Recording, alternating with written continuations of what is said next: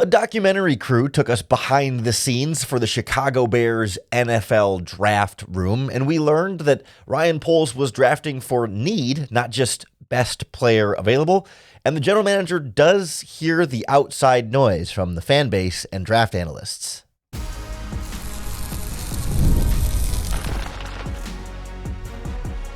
You are Locked On Bears, your daily Chicago Bears podcast. Part of the Locked On Podcast Network, your team every day. This is Locked On Bears, and I'm your host, Lauren Cox. I'm here to bring you your daily, in-depth Chicago Bears news and analysis. You can follow me on Twitter at CoxSports1, and you can follow the podcast at Locked On Bears on TikTok, Instagram, Facebook, Twitter, and the Locked On Bears YouTube channel, where you can keep up with all of our video podcasts as well. Thanks for making Locked On Bears your first listen today. We're part of the Locked On Podcast Network, your team every day.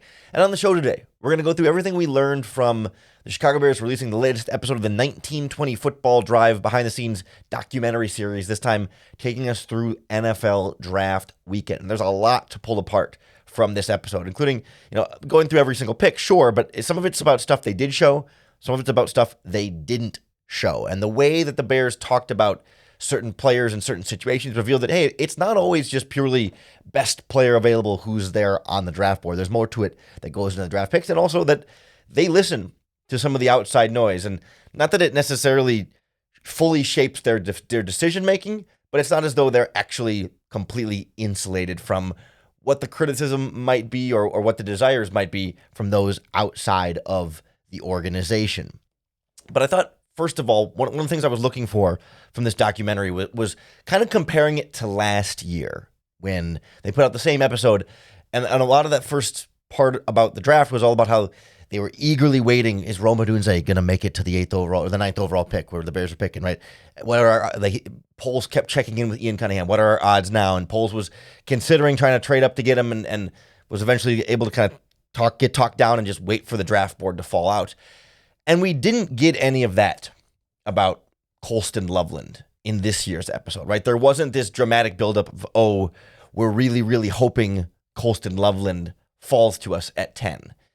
Because when it comes to how they put these kind of documentaries together, like, of course, it's produced by the Chicago Bears. So they're not going to give away much information at all about how the Bears felt about any other players. Any kind of comment they have about a player they didn't draft, they're not going to include. But they usually want to include as much as they can about Poles and Cunningham in the draft room, talking about the player that they did end up drafting. But they really didn't have much of that for Colston Loveland, which caught my attention first, of like what they didn't have versus what they did have. Because he does end up talking a little bit later in that previous way about Ozzie Trapillo and how much, and really Shamar Turner was the one they were hoping Shamar Turner would fall to them. Is what he asked, what are our odds that Shamar Turner is going to be there? And there was inkling of maybe they would consider moving up for Shamar Turner, right? Like some of these players that were targets that they really had all along the way versus a player who, well, we got to be on the clock and this is the best player and we're excited about Colston Loveland. I kind of just got the impression he's a little bit more that way. Although in the documentary, Ben Johnson said he did put some Colston Loveland tape on the day before the draft, like played some of the film of Colston Loveland for the Bears coaching staff and said, that he was maybe giving a little hint about what direction they could go in the first round the next day. But even Colston Loveland himself said he was surprised the Bears picked him and they did a good job of hiding their interest. So that to me was something that caught my eye right away. Also, Loveland was asked about what jersey number he was going to take, and he said it's either 84 or 20. And he goes, I'm not going to be 20, so I guess I got to go 84 there. That would have been rough if he was lining up in jersey number 20. But then the last point about Colston Loveland here, it was a quote they played of Poles from his press conference. And I had heard him say this at the time, but it hadn't hit me the same way. So this wasn't a new quote, but I think in the context of the episode, I thought about it in a different way, where Ryan Poles was talking about Colston Loveland after the pick and said, his blocking is way better than people realize. And it was at that moment it clicked for me. Who are the people he's referring to there when he takes the time to say his blocking is way better than people realize?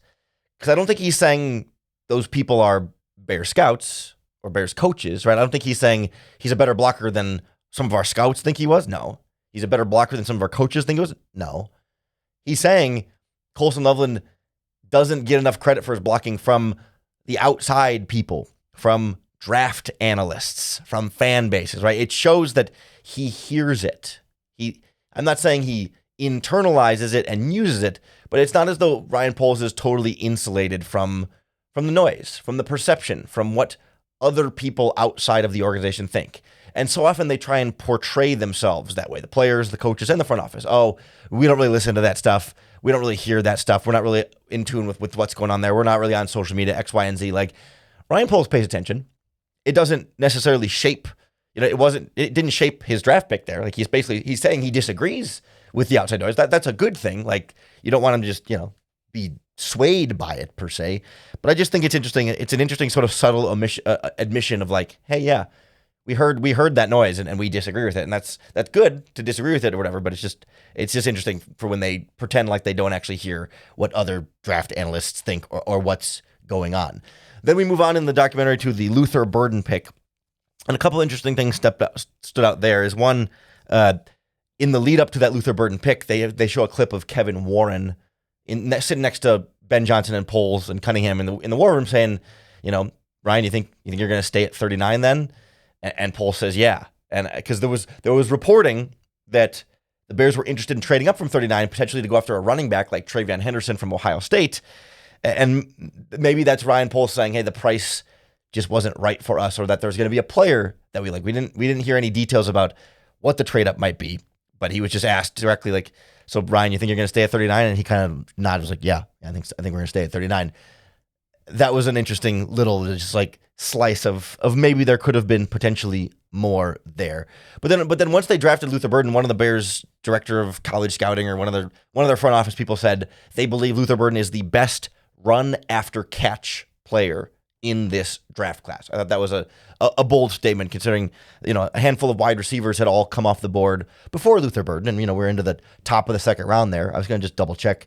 You had Tet McMillan going 8th overall. You had Matthew Golden going to the Packers at 23, and Emeka Ibuka from Ohio State went 19.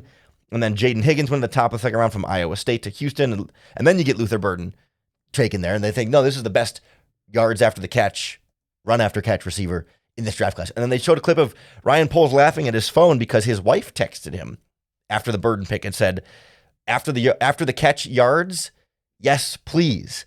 And I can't help but feel that emphasis. Like if Ryan Poles' wife is saying, man, really excited about these after the catch yards that you're getting with this player, perhaps Ryan Poles had felt similarly or had discussed that or had heard that at home before about, hey, we need receivers that can make more plays after the catch, and that maybe the likes of Keenan Allen last season weren't being able to provide you enough of that. And maybe same with Cole Kmet in terms of yards after. They need for Loveland and Burton to be yards after the catch players. They think can open up this offense even more. I will say though, when Poles was talking to the documentary crew about the wide receivers of adding Luther Burton, he mentioned by name. He goes, plus we got Rome, we got DJ, we got Zacchaeus, Duvernay, and Tyler Scott. He did mention all of those guys by names as people he's excited about at wide receiver. So just because they drafted Luther Burton and added a couple free agents at wide receiver doesn't mean he's forgetting about Tyler Scott. He could have been kind of an afterthought that you don't include in that list of players, but I think there's a confidence there that those 6 are kind of your guys at receiver now. Moore, Odunze, Burton, Zacchaeus, Duvernay, Tyler Scott. I think we can kind of pencil in them on the 53-man roster for now. But I thought as the documentary went on and we got deeper into the second round, you get to the trade down.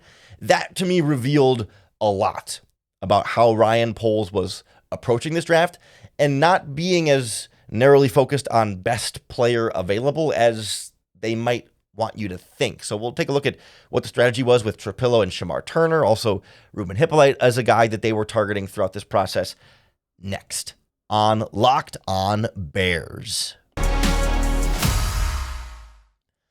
This episode of Locked On Bears is brought to you by our friends at FanDuel Sportsbook.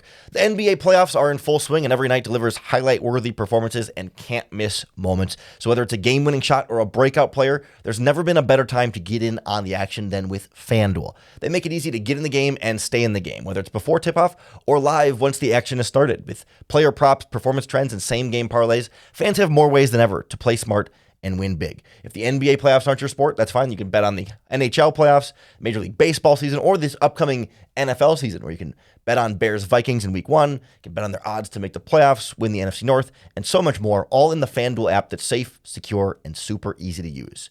If you're new to FanDuel, it's the perfect time to sign up. Head to FanDuel.com and place your first $5 bet. If that $5 bet wins, you'll get $200 in bonus bets on top of the winnings from your $5 bet. Make every moment more with FanDuel, official sports betting partner of the NBA and NFL.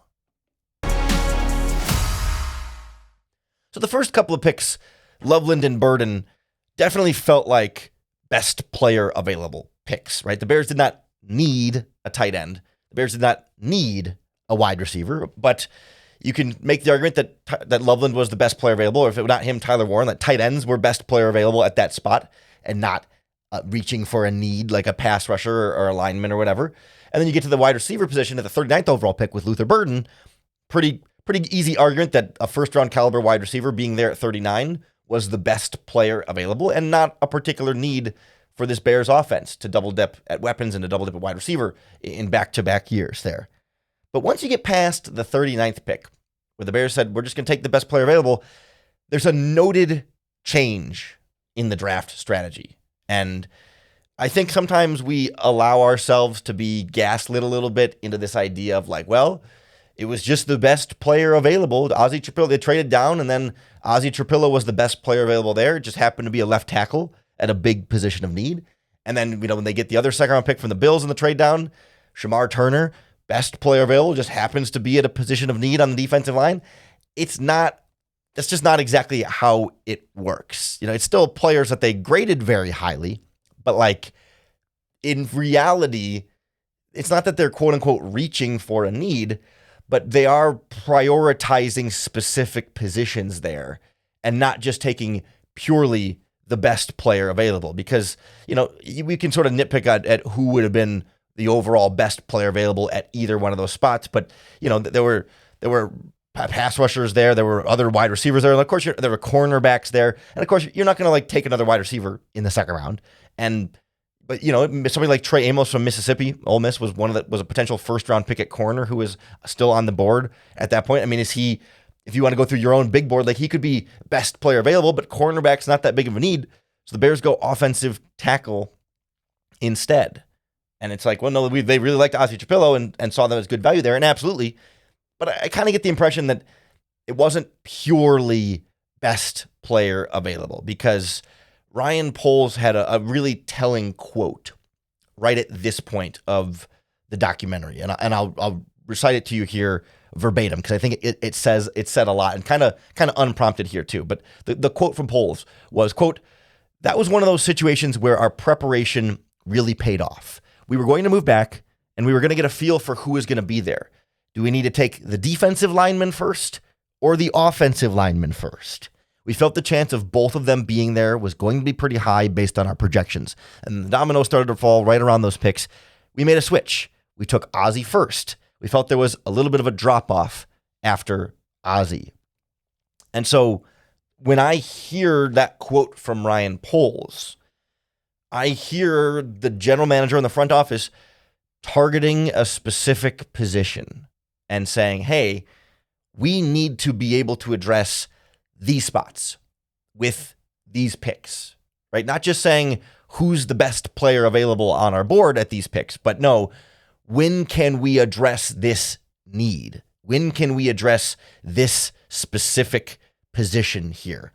And it pokes holes in this idea that they're just sitting there and always going to pick number one guy in their draft board, because maybe when they traded down to where they picked Ozzie Trapilo at 56, maybe by the time they got to 56, Trapilo was truly the best player available on their draft board. But more likely, they took Trapilo because they didn't like the left tackle options afterwards. It was in Poles' quote there, right? He said, we felt there was a little bit of a drop-off after Ozzie. And so that's why they took him there with the 56 overall pick, because they felt like they weren't going to be able to get another left tackle prospect that they really liked there. Perhaps they saw at 48, Ariante Ursary from Minnesota had come off the board, but that was really the only left tackle that was drafted. Oh, and then Anthony Belton, who the Green Bay Packers took at 54, were the two left tackles that came off the board before the Bears picked Trapillo, like between the trade downs there. And they felt like, well, we got to get the left tackle now because we don't like our next choices at left tackle. And he's to be fair, he's correct. You don't see another left tackle go until like the late third round. And so they felt like, well, if we want to be able to get a starting caliber left tackle, we have to do it now. And I'm not saying that's a bad thing or a bad idea. It just refutes this idea of like, oh, we're taking best player available at all times. Maybe that's the case in the first round because you just say this is a first round pick and we need to get that best player available. But after that, I think it's a lot more targeted and directed towards needs than the team typically would let on to.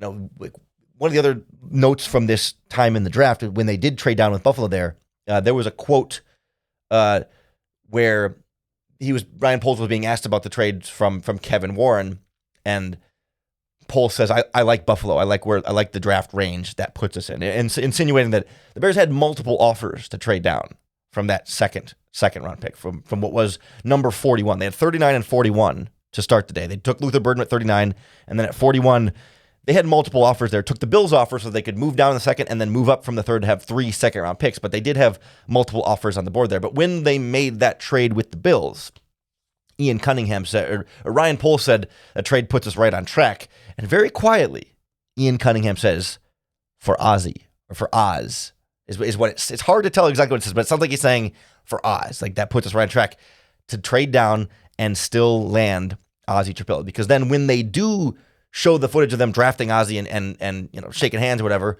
Ian Cunningham has the money quote. He goes, "We got our offensive line." I think they saw this draft as the last piece of filling the offensive line, that they wanted to turn over this offensive line. They had traded for 2 guards. They had signed a center. And as much as they talked about, hey, we like Braxton Jones and we like Karan Amagaji, it wasn't until they drafted Ozzy Trapillo that Ian Cunningham says, we got our offensive line. Like they clearly see Ozzy Trapillo as the starting left tackle. And maybe Braxton Jones starts at first, but they see Ozzy Trapillo as the starting left tackle for the long-term future. Not Karan Amagaji, not Braxton Jones, but Ozzy Trapillo. That to me said everything when they make that pick. He says, like, essentially saying we've finished our offensive line. We've completed our offensive line by drafting Ozzy Trapillo. That's expecting him to be the starter there. Then they go into Shamar Turner, and everyone was all in on Shamar Turner from the start. Like, where we didn't see that interest in, like, Colston Loveland, is he still going to be on the board? He's still getting on the board. Shamar Turner was one where the couple times Ryan Poles asks, like, hey, what are our odds of Turner still being there? It's 62%, then becomes 80%, and the odds kept getting better that Turner was going to be there. And it's kind of crossing their fingers that, hey, is Shamar going to be there? Do you think we're going to make it? Like, and I wondered if they were considering a short move up from that second round pick to bump up a couple spots to make sure that they could get Shamar Turner, because I think they just really saw him as the really perfect fit for what Dennis Allen likes for his defensive lineman and what he wants to do on that defensive line. Although, still on the board was somebody like Omar Norman Lott from Tennessee, who went 1 pick later. And, he could be a big interior lineman. Or Darius Alexander from Toledo has some potential size and flexibility. Like, I think they did have other options. They just really liked Shamar Turner in particular, but they weren't as desperate there, which is why they took Trapillo first. And when Poles said, we went the other way and took Trapillo first, I think they were planning on taking Shamar Turner first and then waiting for Ozzy Trapillo for the 3rd pick.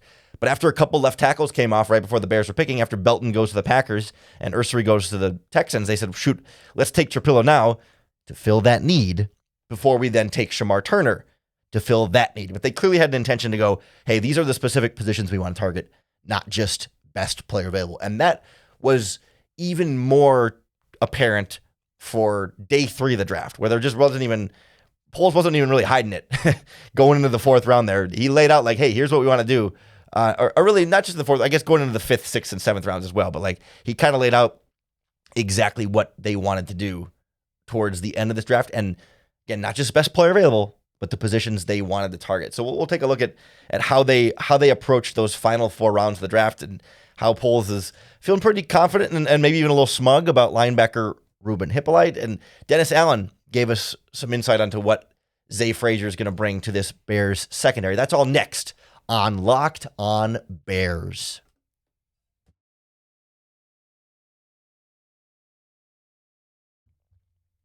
So just as Ryan Poles started the second round, or I guess not started the second round, but got after that first second round pick and said, hey, we want to go O-line, D-line for these next 2 draft picks. They got into day 3 of the draft, and they showed Poles talking to his staff and talking to Cunningham about like, hey, what's our strategy for today? And I was kind of surprised they included this in the documentary video, to be honest with you, the 1920 Football Drive on the Bears YouTube channel. The exact quote from Poles was, quote, I really want another crack to hit linebacker, running back, DB, and guard. Now, that was before they drafted Ruben Hippolyte, before they drafted Zay Frazier, before they drafted Luke Newman, before they drafted Kyle Monangai. Ryan Poles started the third day of the draft, started the 4th round saying, I've got 4 picks. These are the 4 positions I want to draft. That is, in some ways, by definition, drafting for need. I think the key here was that he could then kind of go best player available at any of those 4 positions, right? He wasn't going to take, I'm trying to think of another example, a safety, for example. I guess when he said DB, it could have been a safety or a corner, and they get Zay Frazier and said good enough, but he's not taking another wide receiver or another tight end or another offensive tackle in that spot. He wasn't taking another defensive lineman in that draft. He wanted to hit linebacker, running back, DB, and guard. He ends up going linebacker, DB, guard, running back in that order, but like it was very clearly an intentional focus there. And in the 4th round, clearly an intentional focus on Ruben Hippolyte. Just like we heard with Shamar Turner and then Rome Odunze before that, Ryan Poles kept checking, hey, what are our odds looking like on Hippolyte being there when we pick in the 4th round? Like this was a player they started the 4th round saying, we want to target him. It was someone they fell in love with during their top 30 visits and someone that Dennis Allen seems to really believe in and said, hey, you just keep doing what you were doing in college and you're going to be successful here. And I think there's going to be high expectations for Hippolyte in Chicago. That maybe in year 1 he can be that number 3 linebacker starter next to Tremaine Edmonds and TJ Edwards. And then I think they're hopeful that he could step in and be a starter next to TJ Edwards in the future if they move on from Tremaine Edmonds. Like they want that speed at the linebacker position. And Ryan Poles makes the pick. And then it felt like a certain amount of like, smug sounds too negative of a connotation here, but a certain amount of like Ryan Poles being smarter than everybody else when he makes the pick and he's kind of joking with Ben Johnson, Ian Cunningham about the draft broadcast. He says, are they going to have highlights for this pick? I love when they're not ready for it. He loves when he picks a player that, the draft broadcast wasn't expecting and that they have to dig and try and find highlights and get a package together to try and play after the Bears make that pick.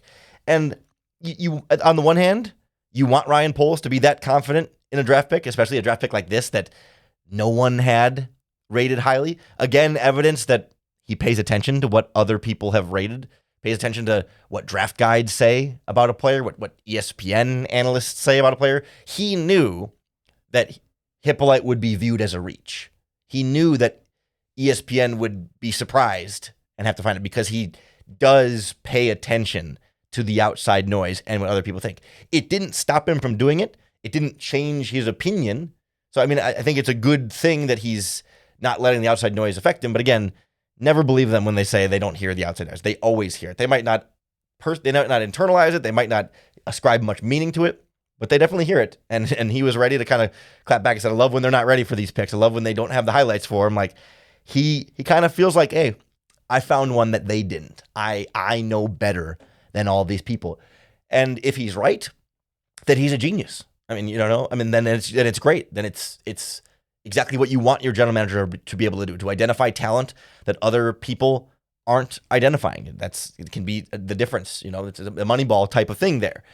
And if he's wrong and Hippolyte isn't as good as a 4th round pick and is more like an undrafted caliber player in the NFL, well, then not only do you look bad for getting your 4th round pick wrong, but you look extra bad for kind of rubbing it in by saying, you don't even know who this player is kind of energy after making the pick. Like it adds a little bit extra on top of that selection. And so I think we should have high expectations for Ruben Hippolyte. By drafting in the 4th round, the Bears are telling you they have high expectations for him. So I think we should follow suit. I think I've been kind of treating him as like, well, I feel like he's a UDFA caliber player, so I can't expect him to do a lot if he's just like kind of like an undrafted free agent. But they're saying, no, we believe in this guy. And so we got to give him some benefit of the doubt, especially because Dennis Allen really liked it. It's not just Poles, but this is like the coaching staff, the new coaching staff that doesn't have the same track record of the previous Bears coaching staff when they would get things wrong. Like, there can be some benefit of the doubt there. Same with Zay Frazier in the 5th round. Poles got his DB there. He talked again about Al Harris pointing out to him in February about wanting Frazier. But I liked when they showed Dennis Allen calls Frazier when they make the draft pick, and Dennis Allen says, "You're not afraid to get up there and press him," right? Like, Dennis Allen is telling us, hey, these Bears cornerbacks this year, not just Frazier, but Jalen Johnson, Tyree Stevenson, Kyler Gordon, they're going to be up on the line of scrimmage and physical. Doesn't mean they're always going to be in man coverage. It'll be about 30 to 40% of the time, but it's going to be more man coverage and more physicality and more responsibility than on the cornerback's shoulders to win at the line of scrimmage, and not because if you get blown by right away, you're screwed. You're not always going to have as much help on the back end there, but they are going to be more closer to the line of scrimmage, physical and jamming. And then the last note quick on the guard/center they drafted from Michigan State, Luke Newman in the 6th round. Ian Cunningham told Ryan Poles, "You got your guy." Said, "You've been liking Newman for a long time," and Poles said something like, "I hope I'm right." Like, a lot less confidence. And like, Luke Newman was Poles' guy and was kind of like, I hope so. I mean, he's a 6th round pick, so he doesn't need to be as confident, but just interesting that like with Hippolyte, he's like, "Oh yeah, I wonder if they even have footage of my guy." And then with Luke Newman, it's like, "Hey, that's your guy." And he's like, "Oh, maybe, I hope so." But they do really seem to like Luke Newman quite a bit and can be a little bit of a pet project for Poles. Although Poles really liked that defensive tackle a couple of years ago, was it Zach Bell? They took in the 7th round. It was at 2023, and then Travis Bell in the 7th round in 2023. And of course, then didn't make the 53-man roster and was on the practice squad for a little bit and then got poached by the Minnesota Vikings. I think he's been with the Vikings now for a couple of seasons, but mostly kind of on the practice squad for them. So, like, the Bears have had chances to bring Travis Bell back, but Poles was like, there's something special about this kid. And it didn't turn out that way because 7th round picks and 6th round picks rarely turn out special. So I don't think we can kill Poles too much for getting Travis Bell wrong. And if Luke Newman was his guy, and Luke Newman doesn't do well, it's a 6th round pick. Like, very few general managers hit consistently on 6th and 7th round picks. The 4th round pick with Ruben Hippolyte is the one where, like, you can put the crosshairs on him right now and see how that one plays out. We'll keep close tabs on how all of these Bears rookies play out, but this 1920 Football Drive documentary gave us a lot of info about this full Bears draft class. I hope you learned something as we broke it down for you right here on Locked On Bears. Make sure you hit the subscribe button on YouTube or wherever you listen to podcasts, because that's going to be the best way to keep up with all of our daily, in-depth Chicago Bears news and analysis.